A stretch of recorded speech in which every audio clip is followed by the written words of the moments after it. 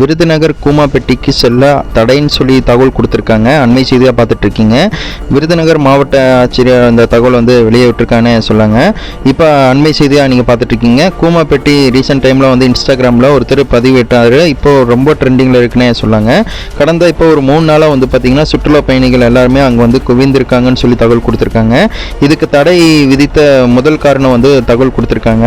அதாவது அங்கே வந்து பார்த்திங்கன்னா அனிமல்ஸ் எல்லாம் அடிக்கடி நடமாடுற காரணத்தினால தான் முன்னாடி இருந்து கூமாப்பட்டிக்கு யாருமே விட மாட்டோம் அப்படின்னு சொல்லியிருக்காங்க.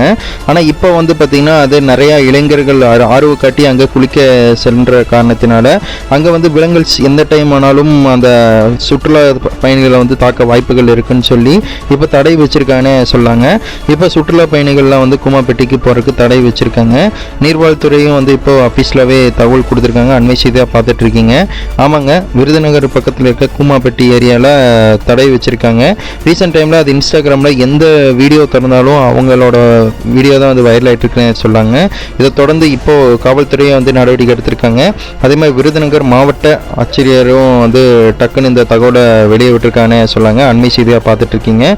இப்போ காவல்துறை அங்கே கண்காணிச்சிட்டு வராங்கன்னு சொல்லி இன்னொரு கட்டமாக தகவல் கொடுத்துருக்காங்க. அண்மை செய்தியாக பார்த்துட்டு இருக்கீங்க.